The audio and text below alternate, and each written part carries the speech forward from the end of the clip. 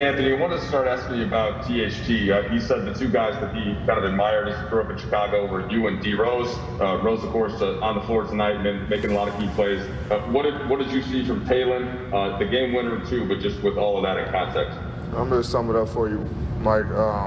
Come down, got a big turnover when we were trying to run a set, and turned it over. I think they hit a three, go up one. And he comes down and hits a big three. You know, the kid has confidence. He has heart. You know, for the second year in the league, you know, you don't see that from a lot of players. And you know, for him to come off a turnover, we on him, you know, because we're getting closer to playoffs, and tell him we can't make those mistakes to, you know, have the next play mindset and come down and hit, you know, a game-winning three is huge. So that just sums up, you know, Taylor right there. Is there some tie there in Chicago? Do you guys ever talk about that? You know, him same high school as D Rose, and you guys aren't that much older than him, but again, he was a kid when you guys were doing your thing there. Yeah, you know, he talks about all the time how he used to watch me and Pooh all the time and admired us, and you know, always wants to be like us and get to where we were. And now he's here making big time plays. So it's my young fella, man. He wants to learn. He wants to be great in this league. He wants to make the right plays. And he always asks some questions. He's always asking questions to everybody. You know, not just me, but to everybody on the team, to the coaches. And that's all you can ask for from a young player. You know, to want to get better and want to, you know, make everyone else better. And AD, just looked like you took a couple knocks there. How'd you come through that game physically? You know, I'm hurt. Not more so my body, just, you know, my groin got tight. You know, that was really it. Not sure where it came from, but the groin got a little tight. And there's no way I was coming out the game. I mean, big game for us. You know, a team who's playing red hot, and you know the situation that we're in, trying to battle for six, and it's a big game for them because they're trying to battle for fourth. And keep that fourth seed. So I think they might be six now after the loss. I'm not sure, but you know, it was a huge game from us, and I didn't want to come out no matter injury and finish the game and make sure we secured the win. Kyle. AD, first I just want to follow up on that. You know, how obviously you didn't want to come out. How are you feeling? How are you feeling about tomorrow? And two, what do you feel like taking on Julius for those last couple possessions of regulation and overtime? I'm not sure about tomorrow. I mean, I'm going to get treatment and see how I feel. You know, I want to say I'm going to play, but it was really bothering me tonight. But we'll see how I feel tomorrow, and then later on today. You know, it's a very strong possibility that I you know, fight through it and play since the next day is an off day, but also don't want to have this lagging and then now I'm out for a couple games. So, I mean, we'll see how I feel, and then, you know, Juice, that's my guy. Played with him in New Orleans, and you know, he's definitely developed his game with shooting ability and off the dribble, and, you know, those last couple possessions, I just had to lock in defensively and make sure that he wasn't, you know, going to score and help the team. I mean, I feel like I made him hit the three with my contest at the end.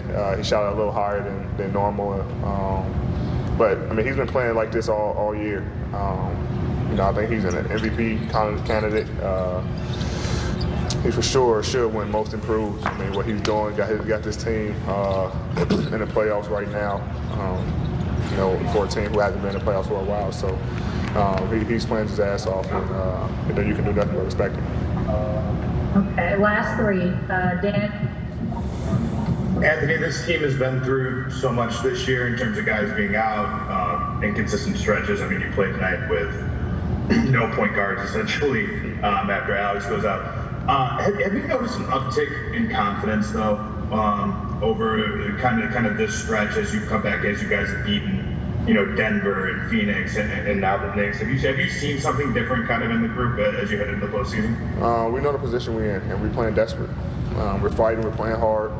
You know, that's all we can do. You know, guys have been in and out of the lineup all year. You know, Dennis, myself, Bron, you know, Kenny, Kuz, like everyone has been in and out of the lineup. So we always had a next man up mindset, and everybody's playing well. guys are getting minutes and coming in and performing, which is going to be tough for us. Playoffs, you cut down, rotations, but we might keep that rotation at 9, 10 guys. So it's good that everyone's getting confidence. Guys are staying ready when their number is called. Wes has been playing huge the past couple games for us. Big plays after big plays. So we're excited about our group, especially when everyone come back and get healthy. Then we'll figure it out from there. Okay, last two, Dave. AD, obviously we're still not at full capacity or really close to it here at Staples Center, but it seemed to me like you, I'm sorry? No, I said it got loud. Oh yeah, it got loud, and then also it seemed to me like some of the Knicks fans caught your attention. Yeah. Did you enjoy that element, and how much does that factor into what you guys are looking forward to with what's to come in the postseason, considering last year you didn't have that? Yeah, you missed that, man. You miss it. Obviously the Knicks fans are talking to the position that they're in, and they have the right to do so. Their team is playing well. They have the right to talk. You just can't, continue to talk when they lose. That just doesn't make sense. So the fans are over there talking all night, which is fun. Which is fun for me. It's fun for our group. And then the whole team came over there talking smack to them. So it's fun. You missed that element of the game. We, like you said, we didn't have it last year. It hasn't really been anybody that come in this building that their team is cheering for them over Laker Nation, and so that kind of stood out to me. And it was fun getting a win in front of them and talking trash to them. So it's all a part of the basketball, and I'm pretty sure everyone in the league misses that. Last question, Bill. AD, you guys have kind of taken your lumps at points over the last couple of weeks without LeBron. If he's able to come back tomorrow, what kind of statement do you think it sent, or what do you think was the value or the importance of getting a win like this in your last game without him? It's good. Like I said, it's a confidence booster for us. We've been playing well as of late, and if he comes back tomorrow, then we can, get him back acclimated with the team and get him back in their rhythm. And if he doesn't, then he doesn't. But we want him to get healthy, first and foremost, and get ready for the playoffs. So I'm not sure what he's going to do. That's none of my business. I just want him to get healthy. But my job is to go out here and help this team. And if he's able to come back tomorrow, then it's our job to get him back into a rhythm to get ready for playoff mode, which we know he'll be ready for. Thanks so much, AD. All right, Kyle Kuzma. So just take us through what you saw on those last couple possessions. You got everything on defense with AD. You got the kid, THT, able to hit that clutch shot. What was your view? Oh, man, THT made a huge shot, man. He's got some big balls for that one. Step back three, nothing but net, game on the line, and, it was just great. And then, to counter that, going back down on the other end, defensively did a great job. Wes Matthews shutting off Derrick Rose and get into one of their players that didn't really hit shots all night, and that's how you get a win. Kuz, you had it going early in this one. You got contributions from a lot of guys and very few playmakers on the court, right? Caruso goes out. You got no LeBron, no shooter. How did you guys find a way to just make enough plays considering the lack of playmaking? Well, I never thought I'd ever play point guard in the NBA, but here we are. We just do a good job of just playing off each other. If you have a shot, shoot it. If not, drive it. Find the next open person. And when you play that type of offense, you really don't need a point guard. So. Hey, the Knicks made it tough tonight. You end up pulling it out, of course, here in overtime, Kuz. What do you guys have to do now for these final 3 games? We'll see about LeBron, right? We'll see about Caruso and everybody. We'll see about Schroeder.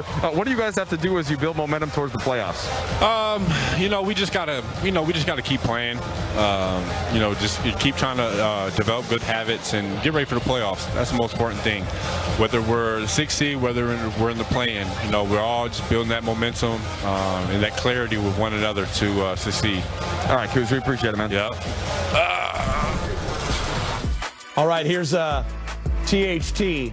The 13 points, 4 of 9 from the field, 2 for 2 from 3. By the way, those were both in overtime. The 5 rebounds, the 10 assists. 8 of those points came in overtime. He also had 7 turnovers. So you got it all from THT tonight. At times, guys, the inexperience, and then at times, that cold-blooded ice in the veins type of mentality that makes the Lakers love him. At 20 years old, he became the primary ball handler tonight.